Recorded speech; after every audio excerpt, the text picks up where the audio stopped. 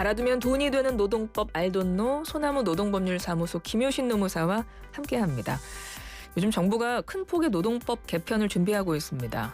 프리랜서나 특수고용직 플랫폼 노동자처럼 지금까지는 법의 보호 밖에 있었던 분들이 370만 명이나 된다고 해요. 이들을 제도 안으로 끌어들이겠다는 그런 취지인데요.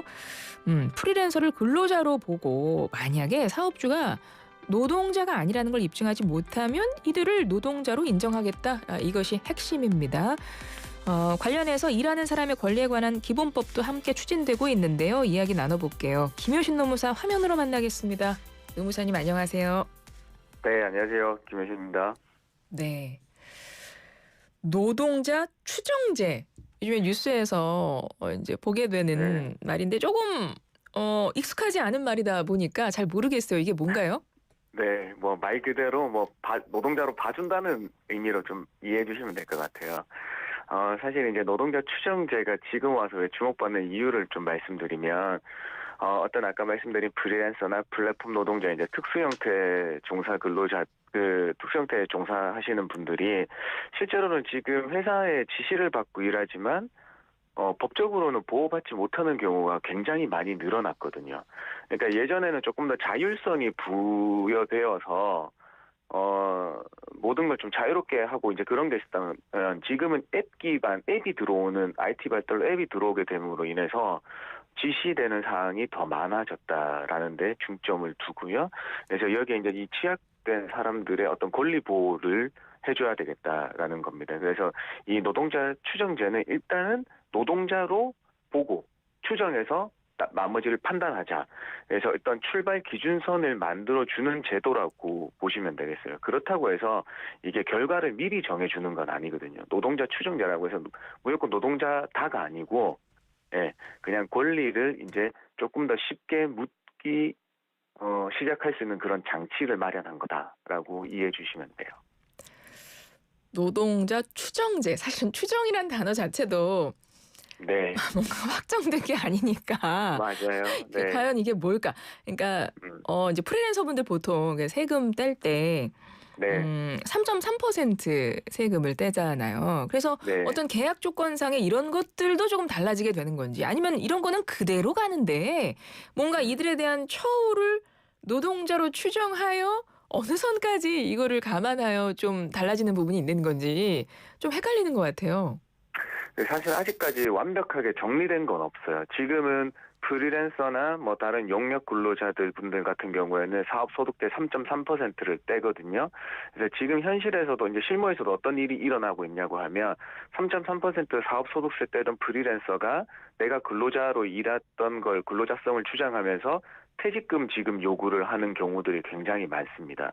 그래서 이 퇴직금을 지급하고 나면 다른 세금, 이제 사업소득이 아니라 근로자로 인정받았으니까 근로소득세를 내야 되고 4대 보험도 직장가입자로서 소급해서 가입해서 내야 되는 경우들이 있는데, 이 부분에 있어서는 사업자 부담도 늘어나는 경우들이 많으니까 이 퇴직금을 지급하게 되면서 그냥 그 부분에 대해서만 이제 해결되는 모습으로 마무리가 되거든요.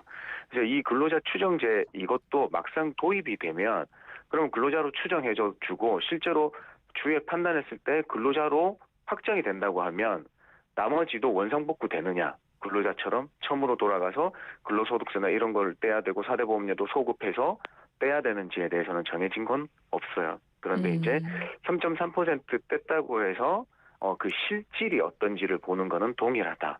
그래서 우선은 노동자로 먼저 본다는 점만 다른 거고, 이 판단 기준들에 대입해서 그 사용자가 노동자가 아니라는 걸 입증한다고 하면 3.3% 사업소득이 정당한 거고, 사용자가 입증하지 못하면 근로자로서 모든 걸 권리를 획득할 수 있다. 소급해서 획득할 수 있다는 겁니다. 그래서 이 입증의 부담이 프리랜서한테 있었다고 하면요, 이제는 사용자한테로 넘어가는 제도라고 보시면 돼요.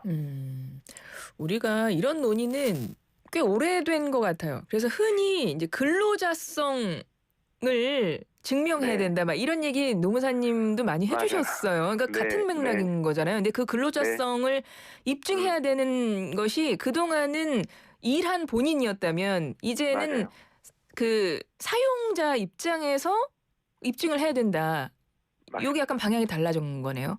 네네. 그래서 이제 항상 보면 그 근로자처럼 일했던 프리랜서가 어떤 본인이 근로자처럼 일했다는 걸 다 모으고 그걸 정리해서 입증해야 되는 이 번거로운 과정들이 있었단 말이에요. 그래서 이 법을 잘 모르는 일반인의 입장에서는 어떤 자료를 모아야 되고 이걸 항상 생각하고 있을 수는 없잖아요.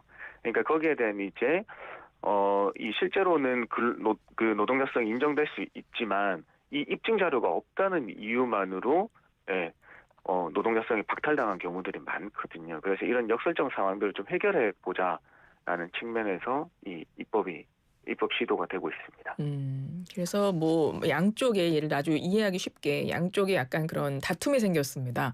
나 프리랜서지만 정말 직원처럼 일했습니다라는 개인과 사업주가 하지만 너네들은 프리랜서잖아라고 해서 음, 3.3% 떼는 것 외에 뭐 4대 보험이라든가 뭐 연장 근로시간 연장 수당 뭐 휴일 수당 이런 것들이 이제 적용이 안 돼. 줄 수 음, 없어. 이제 요런 다툼이 있을 때에 고 네, 이제 기준 가르는 그 이제 증명하는 거를 이제 사업자 측에서 이제 증명을 하라. 이제 요런 이야기인 것 맞습니다. 같은데 네, 요즘에 이런 표현도 자주 나옵니다. 가짜 3.3. 예, 네. 이거는 어떤 맥락에서 나오는 거예요? 사실 이거는 노동자 추정제하고는 전혀 별개의 아, 전혀 문제예요. 별개예요, 이건 또? 네, 요거는 좀 다른 음. 문제예요. 가짜 3.3% 뭐냐면 사실 이게 적발된 사례가 있는데 이런 거예요. 일단은 음식점에서 홀 서빙 보거나 주방에서 일하시는 분들이 프리랜서가 있을 수가 없겠죠. 네, 네네. 물론 뭐 설거지 전담 부서를 만들어서 그 설거지만 전담하는 용역을 떼서 준다고 하면 그것도 가능할 수도 있겠습니다만은 사실상 식당에서의 프리랜서는 거의 없다고 보면 돼요. 거의 뭐 95% 정도는 다 근로자라고 보시면 되는데 이때는 사업주가 어떤 그 4대 보험료의 사업주 부담금 등이 이제 비용으로 부담으로 다가오잖아요. 그거를 이제 없애기 위해서 면탈하기 위해서 근로자들한테 3.3%를 다 적용시켜 버리는 거예요. 강제로. 음. 예, 물론 이제 이런 경우들은 있습니다. 일부 근로자들이 나의 그 실수령액을 더 높이려고 하시는 분들이 있어요. 그러니까 뭐 4대 보험료를 다 세금으로 인식해서 나는 그런 거 말고 그냥 차라리 통장으로 받아가는 금액이 더 많겠다고 요구하시는 분들도 간혹 가닥 있어서 이제 적용시켜 주는데요. 이 가짜 3.3%는 회사에서 자체적으로 그냥 근로자들을 이 4대 보험이나 뭐 근로소득세 이 법상 맞지 않게 그냥 사업소득으로 다 떼서 그 뗐다는 이유 하나만으로 근로기준법을 적용시키지 않는 그 문제를 말하는 거예요. 근데 뭐 이 근로자 일하는 사람들을 어떻게 대우하고 인정할 것이냐에서 본다면 지금 다 같은 맥락으로 좀 우리가 이야기를 진행하고 있는 것 같기는 해요. 네, 그리고 이제 노동자 추정제 이야기가 나오다 보니까 이제 프리랜서들한테 해당되는 거잖아요. 특수 이제 고용 음, 형태 분들. 네, 사실 방송업계가 네, 프리랜서 분들이 되게 많거든요. 그래서 이런 노동자 추정제 얘기 나올 때 이 네, 방송국의 어떤 근로감독과 관련한 것도 같이 언급이 되고 하긴 하더라고요. 약간 상징적인 맞아요. 네, 업계처럼. 예. 네. 이게 왜냐고 하면 이제 대법원에서 이제 근로자성 판단 기준이라는 걸 20년 전에 그 기준을 확립하고요. 지금 그 기준에 따라서 계속 근로자성들을 판단하고 있습니다. 그렇기 때문에 이 방송업계는 사실 프리랜서 관행이 굉장히 오래된 분야이잖아요. 그래서 이 경계가 사실 딱 재단할 수 없는 영역들이 많은 것 같아요. 그렇기 때문에 지금은 이제 감독을 했는데 어떤 한 방송국에서 동일한 직종에 있는 분들이 어떤 한 방송국에서는 근로자성이 인정되었던 반면에 다른 방송국에서는 인정되지 않는 그런 사례들이 나타나고 있거든요.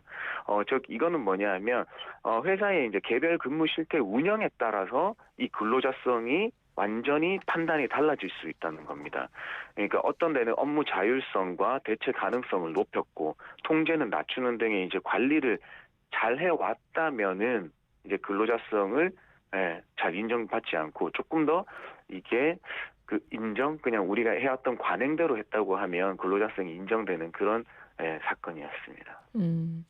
그러면 노동자 추정제 요게 어찌 됐건 실질적인 제도를 지금 만들 것이냐 그 논의인 거예요?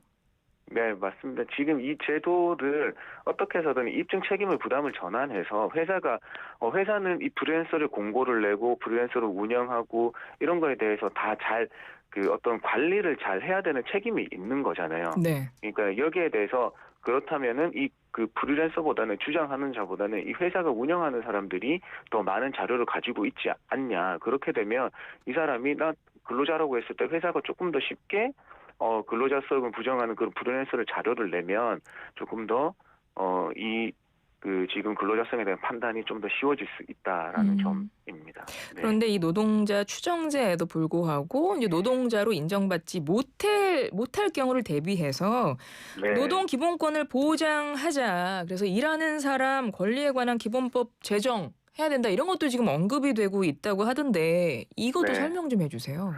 사실 근데 이거는 크게 뭔가 우리가 이걸 도입이 된다고 해서 바로 변경되는 건 없을 것 같아요. 그냥 일하는 사람 기본법이라고 하는 어떤 선언적 의미의 법이라고 선언적인 법이라고 보시면 될 것 같습니다. 여기에서는 뭐 주요 내용들을 보면 이제 공정하게 계약할 권리, 뭐 건강하게 일할 권리, 사회보장제도에 접근할 권리 같은 최소한 이제 권리를 법에서 담고 있고요. 이제 사업주는 계약을 반드시 서면으로 해라, 계약을 바꾸거나 마음대로 해지하지 말라, 이런 내용들이 이제 그 책임이 부과되는 거거든요. 그래서 기본적인 보호를 받게 하는 그 취지의 법인 것 같습니다. 네. 그러면 지금 근로기준법 개정 안에 이런 것들을 넣을 것이냐가 논의 중이라는 거예요? 아니요, 일하는 사람 기본법이라는 걸 새로 만들겠다. 아, 그러니까 그걸 입법화하겠다는 거예요. 그래서 입법 발의가 돼 있어서 우리 얼마 전에 이제 노동부 장관이 이제 말씀하셨는데 그게 우리 5월 1일 이제 노동절로 이제 그 명칭이 완전하게 변경되었지 않습니까? 그걸 선언적으로 이제 그때 즈음에 입법 통과시켰으면 굉장히 의미가 있겠다라는 이제 그런 말씀이 있었어요. 플랫폼 회사나 아니면 프리랜서들을 많이 고용하는 그 회사 입장에서는 어, 좀 어느 정도는 좀 부담은 생기는 것 같기는 해요. 어떤가요? 사실 그래요. 이제 우리가 이제 권리를 주장할 수 있는 다양한 권리를 그러니까 정보를 획득할 수 있는 다양한 이제 그 방법이 있고 그걸 이제 조금 더 쉬워졌잖아요. 권리 주장 방식이. 그러니까 이게 이제 노동자성 근로자 추정제라는 게 도입되면 어쨌든 회사가 관리 역량을 더 키워서 다 바로 근로자를 주장하는 사람한테 그걸 아니다라는 걸 입증해주면 더 쉬울 텐데 일부 소규모 기업에서는 아직 관리 역량을 향상시킬 수 있는 그런 조건이 아직 마련되어 있지 않다. 그다음에 지금도 이 신고 사례들이 많은데 이 입증 책임이 부담이 전혀 없다고 하면 그 주장하시는 분이 이 신고 사례가 너무 많아지고 소송이 늘고 인건비 부담도 늘고 소송 비용도 급증할 거다. 그러면은 결국에는 회사가 이거 일자리 줄이려고 하는 그 유인에 더 유혹 커지지 않을까라는 그런 우려들이 있습니다. 그럼 만약에 적용이 된다고 하면 가장 유력한 거는 5월 1일 노동절 그 이후부터인 거예요? 아까 말씀하신 것들 맞습니다. 보면. 이게 사실 이제 금방 적용되는 건 아니고요. 일단은 네. 입법이 돼야 되는 거거든요. 그게 이제 5월 1일 노동절 즈음에서 국회 통과를 목표로 삼고 있어요. 그래서 우선 이게 통과가 되면 그 시행일이 정해질 거거든요. 그래서 바로 언제부터 적용된다고 말씀을 드릴 수 없고요. 일단은 이게 노동법안 1호거든요. 이번 정부의 노동 관련 법안 1호 법안이어서 네네. 네, 아마 노동절 이후로 통과될 가능성이 좀 높지 않을까?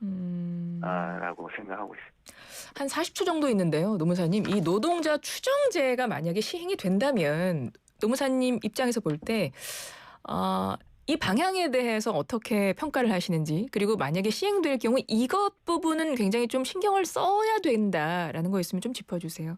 끝으로 한 말씀. 사실 이게 이제 뭐 시행되는 거는 좋죠. 그동안에 이제 본인께서 입증 자료가 부족했던 부분에 이제 노동자성을 인정받을 수 있는 기회가 더 많아진 건 사실이거든요. 그래서 권리를 보호받을 수 있는 이제 확률이 더 높아진 거는 아주 반길만한 제도긴 합니다. 근데 아주 큰 우리가 대기업이나 중견규모 기업에서의 담당자가 있는 곳에서는 이런 문서나 다른 운영에 있어서 잘 제도화 시킬 수 있는데 사실 그거보다 조금 더 낮은 사업장으로 오면 그냥 무방비 상태로 놓여 있다고 봐야 되는 거거든요. 그러니까 여기에 대한 이제 우리 프리랜서 영세하신 분들의 그런 분들의 지원도 중요하지만 어쨌든 우리가 그 영세 사업장에 대해서도 프리랜서 쓰시는 분들의 사업주에 대한 그 지원도 같이 이루어져야 되지 않을까라는 생각이 있습니다. 네, 오늘 말씀 여기까지 드릴게요. 지금까지 김효신 노무사였습니다. 고맙습니다. 네, 감사합니다.